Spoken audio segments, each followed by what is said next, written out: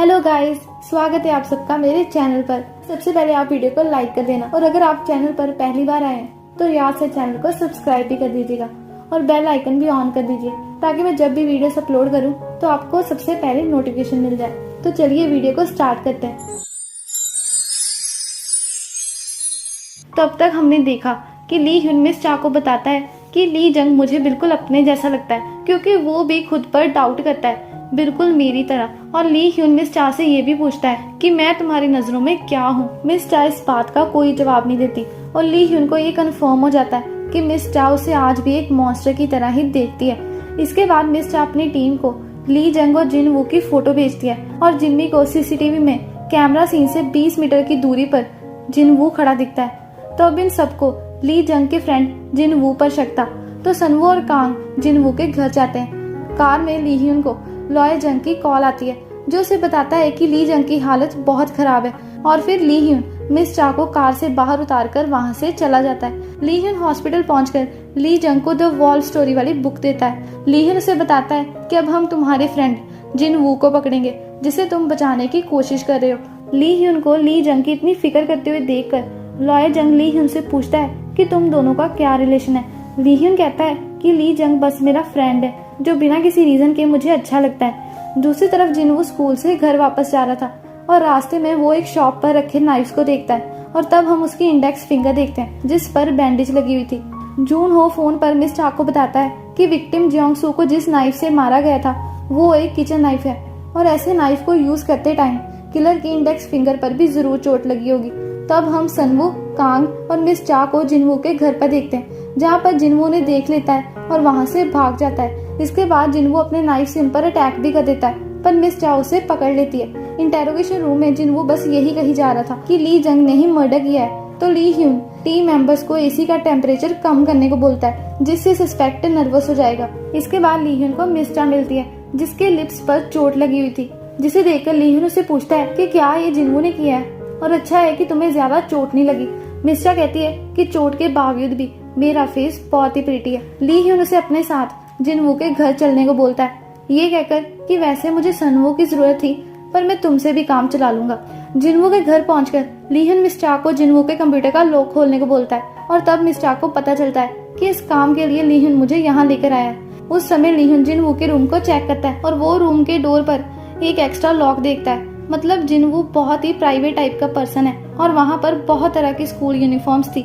मतलब जिनवू शायद स्कूल्स में फाइट करता होगा और इसीलिए उसे हर बार स्कूल चेंज करना पड़ता होगा। जिनवू के पास जितनी भी मूवीज और स्टोरीज थी सब फादर्स पर ही बेस्ड थी पर उसने अपनी मॉम की फोटो को क्रॉस किया हुआ था।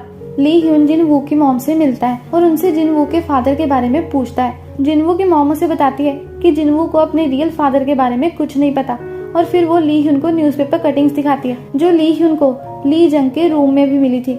जिनवू की मॉम बताती है कि यही वो किलर है जिसने जिनवू के फादर का मर्डर किया पर जिनवू को इसके बारे में कुछ नहीं पता क्योंकि उस समय वो छोटा था। जिस किलर ने जिनवू के फादर का मर्डर किया था वो ली जंग के फादर हैं और इनका नाम हानचुल है। मिस चा ने भी कंप्यूटर का पासवर्ड पता कर लिया था और ली ह्यून जिनवू की मेल्स चेक करता है और उसे वहाँ ली जंग के फादर हानचुल की मेल मिलती है और ली ह्यून कहता है कि यही मोटिव था जिनवू के मर्डर करने का।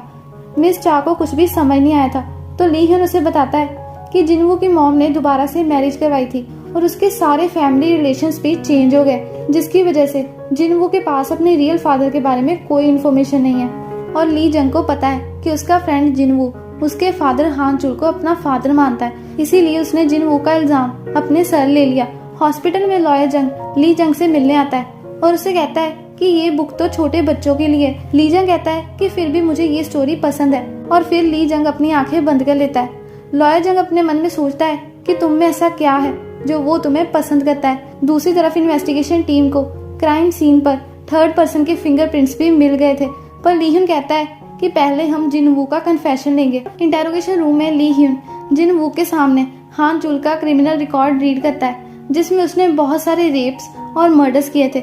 ली ह्यून उसके सामने हानचुल के बारे में बहुत कुछ बुरा भी बोलता है तो जिनवू को गुस्सा आ जाता है कि तुम मेरे फादर के बारे में ऐसा कैसे कह सकते हो और वो अपना क्राइम भी कन्फेस कर लेता है। बाहर मिस चा सबको बताती है कि ली जंग को पता था कि उसके फादर ने जिनवू के फादर का मर्डर किया है और इसीलिए उसने जिनवू से दोस्ती की और जिनवू से अपनी बातें शेयर करने लगा और ऐसे ही इन दोनों की दोस्ती और भी गहरी हो गई।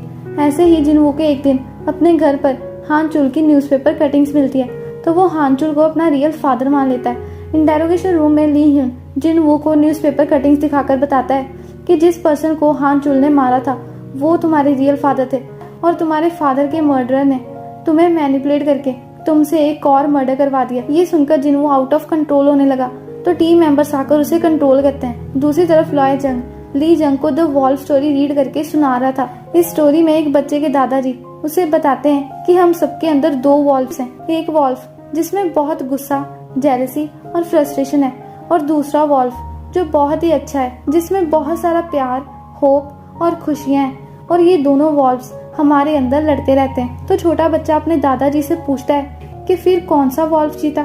तो दादाजी बताते हैं कि वही वाला जिसे तुम जिताना चाहते थे। स्टोरी सुनाते टाइम वहाँ ली ह्यून और मिस चा आ जाते हैं और लॉयर जंग उन्हें बताता है कि ली जंग की हालत सुधरने की बजाय दिन ब दिन खराब हो रही है और फिर मिस चा लॉयर जंग को अपने साथ बाहर ले जाती है। रूम में ली जंग कहता है कि मुझे डर लगता था कि कहीं मैं अपने फादर जैसा न बन जाऊं, तो मैंने हर रोज ट्राई किया और ट्राई करता ही रहा और फिर ली जंग अपनी आंखें बंद कर लेता है। ली ह्यून बहुत ही उदास हो जाता है और ली जंग का हाथ पकड़ लेता है। घर पर मिस चा बहुत ही उदास थी क्योंकि उसे ली जंग के लिए बहुत ही बुरा लग रहा था और वो अपनी आंट यूनजंग से कहती है कि अगर मुझे इतना बुरा लग रहा है तो ली ह्यून का क्या हाल हो रहा होगा। मिस चा ली ह्यून को पार्क में बुलाती है और उससे कहती है कि तुम रूड हो, वियर्ड हो, बट तुम मॉन्स्टर नहीं हो और तुम जून जंग जैसे तो बिल्कुल भी नहीं हो और अब से तुम अपने बारे में ऐसा मत सोचना क्योंकि अगर तुमने ऐसा सोचा भी तो तुम्हारी ये सोच गलत होगी। तो मिस चा अपना हाथ आगे करके उसे कहती है कि चलो अब हम पार्टनर्स बन जाते हैं और खुद ही ली ह्यून का हाथ पकड़ के उसे राजी कर लेती है और फिर ली ह्यून को मूवी के लिए भी पूछ लेती है और ली ह्यून स्माइल करता है पर वो खुद ऑकवर्ड हो जाती है कि मैंने ये क्या कह दिया। पर ली ह्यून मूवी के लिए मान जाता है पर आज नहीं, किसी और दिन। नेक्स्ट सीन में ली ह्यून हानचुल के पास आकर उसे बताता है कि तुम्हारा बेटा ली जंग अब इस दुनिया में नहीं रहा और वो हानचुल के सामने उसके लेटर्स भी रीड करता है जो वो अपने बेटे ली जंग को भेजता था। पर ली जंग ने कभी इन लेटर्स को खोलकर भी नहीं देखा। तो हानचुल ली ह्यून से पूछता है कि तुम कौन हो। ली ह्यून उसे इस बात का जवाब नहीं देता और बताता है कि कैसे तुम्हारे बेटे ने अपनी जिंदगी डर में बिताई कि कहीं वो भी तुम्हारे जैसा न बन जाए और एट लास्ट इसी डर के साथ वो मर गया। हानचुल उसकी बातों पर यकीन नहीं करता तो ली ह्यून उसे ली जंग का डेथ सर्टिफिकेट दिखाता है। ये देखकर हानचुल रोने लगता है क्योंकि वो अभी भी इस बात को मानना नहीं चाहता था। आज ऑफिस की छुट्टी थी तो मिस चा और ली ह्यून मूवी देखने पहुंचते हैं पर मिस चा उससे कहती है कि यहाँ पर तुम्हारे टेस्ट की कोई मूवी नहीं है तो चलो आज हम मेरे टेस्ट के अकॉर्डिंग घूमते हैं। और वो ली ह्यून को अम्यूजमेंट पार्क ले जाती है और कहती है कि यहाँ मैं अपने फादर के साथ आया करती थी। सारी राइड्स बंद थी तो मिस चा जबरदस्ती ली ह्यून को सारी राइड्स पर बिठा देती है और ये दोनों एक साथ सेल्फी भी लेते हैं। इसी बीच ली ह्यून को वहाँ पर कोई दिखता है। बाद में ली ह्यून मिस चा के सर पर हाथ फेर कर उससे कहता है कि तुमने भी बहुत मुश्किल टाइम फेस किया है पर तुम बहुत ही स्ट्रॉन्ग और अच्छी तरह बड़ी हुई हो। ये सुनकर मिस चा के फेस पर स्माइल आ जाती है। घर पर ली ह्यून बस जून हो के बारे में ही सोच रहा था तो वो मिस चा को कॉल करके उससे जून हो के किए गए पोस्टमार्टम की रिपोर्ट्स और उसके ही लिखे हुए डेथ सर्टिफिकेट्स मांगता है। कॉल कट करने के बाद ली ह्यून वो टाइम याद करता है जब उसने अम्यूजमेंट पार्क में किसी पर्सन को देखा था। उस समय ली ह्यून वॉशरूम का बहाना बनाकर उस स्टॉकर के पीछे भागता है पर वो स्टॉकर ली ह्यून के हाथ से बच जाता है। दूसरी तरफ हम लॉयर जंग को देखते हैं जिसने किसी से ली ह्यून और मिस चा की फोटोज मंगवाई थी और वो देखता है कि ये दोनों कुछ ज्यादा ही क्लोज हो गए हैं और फिर वो यांग की बातें याद करता है जब उसने ली ह्यून और मिस चा को मारने की बात की थी। देन लॉयर जंग यांग की सेक्रेटरी को कॉल करके उसे यांग के साथ उसकी अपॉइंटमेंट फिक्स करने को बोलता है।